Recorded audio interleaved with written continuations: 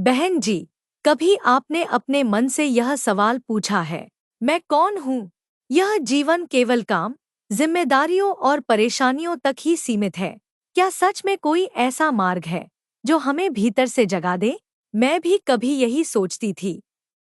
बाहर से सब ठीक लगता था, पर अंदर कहीं एक खालीपन था। मन शांत नहीं होता था। तभी मेरे जीवन में एक नाम आया, राधा स्वामी सत्संग व्यास।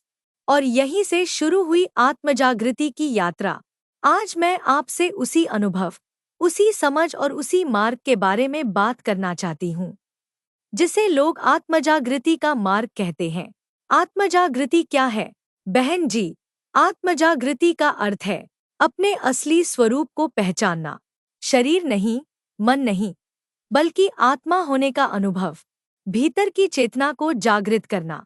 राधा स्वामी सत्संग व्यास यही सिखाता है कि बाहर मत भटको, भीतर देखो। यह मार्ग हमें धर्म, जाति या दिखावे से नहीं, बल्कि अनुभव से जोड़ता है। राधा स्वामी सत्संग व्यास की मूल भावना। इस सत्संग की सबसे सुंदर बात क्या है, पता है?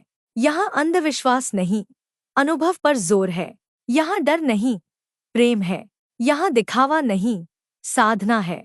यह मार्ग कहता है, पहले स्वयं को जानो, फिर परमात्मा को। नाम दान, आत्मजागृति की पहली सीढ़ी। बहन जी, आत्मजागृति की शुरुआत होती है नाम दान से। नाम दान का अर्थ केवल शब्द नहीं है, यह एक जीवित शक्ति है जो गुरु कृपा से आत्मा को ऊपर उठाती है। जब साधक नाम सिमरन करता है, तो धीरे धीरे मन शांत होने लगता है, विचार कम होने लगते हैं, भीतर प्रकाश का अनुभव होने लगता है। यही आत्मजागृति की शुरुआत है। ध्यान और सिमरन, भीतर की यात्रा। राधा स्वामी सत्संग व्यास ध्यान को किसी चमत्कार की तरह नहीं, बल्कि दैनिक अभ्यास की तरह सिखाता है। बहन जी, जब हम रोज ध्यान में बैठते हैं, तो मन विरोध करता है, तो विचार आते हैं, तो बेचैनी होती है।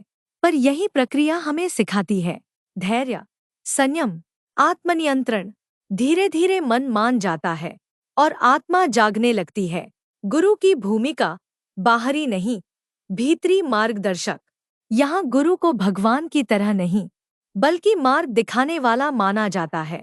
गुरु कहते हैं, मुझ पर नहीं, अपने भीतर ध्यान दो। गुरु का काम है आत्मा को मार्ग देना, चेतना को जगाना, अनुभव कराना। इसीलिए यह मार्ग आत्मजागृति कहलाता है। सेवा, अहंकार से मुक्ति का साधन। बहन जी, सेवा के बिना आत्मजागृति अधूरी है। राधा स्वामी सत्संग व्यास में सेवा बिना नाम, बिना श्रेय, बिना दिखावे के होती है। सेवा करते करते अहंकार टूटता है, मैं कमजोर होती है, हम का भाव आता है। और यही आत्मजागृति की पहचान है। नैतिक जीवन, भीतर की सफाई। यह मार्ग कहता है, जैसा जीवन वैसा ध्यान, शाकाहार, सच्चाई, नशामुक्त जीवन, ईमानदारी। ये सब आत्मा को हल्का बनाते हैं ताकि वह ऊपर उठ सके। अनुभव आधारित साधना। राधा स्वामी सत्संग व्यास में कहा जाता है, मत मानो, करके देखो। यही इसे आत्मजागृति का मार्ग बनाता है। यहाँ सवाल पूछने की आजादी है, अनुभव करने की स्वतंत्रता है, और स्वयं जानने की प्रेरणा है। आधुनिक जीवन में आत्मजागृति। बहन जी, यह मार्ग जंगलों में जाने को नहीं कहता। यह कहता है, घर में रहो, जिम्मेदारियां निभाओ, लेकिन भीतर से जुड़े रहो। आज की भागदौड़ में यह मार्ग संतुलन सिखाता है। महिला के लिए विशेष महत्व। एक स्त्री घर, परिवार, समाज सब संभालती है, पर खुद को भूल जाती है। राधा स्वामी सत्संग व्यास स्त्री को आत्मसम्मान, आत्मशांति, आत्मपहचान देता है। यह उसे फिर से अपने भीतर से जोड़ता है। क्यों कहलाता है आत्मजागृति का मार्ग?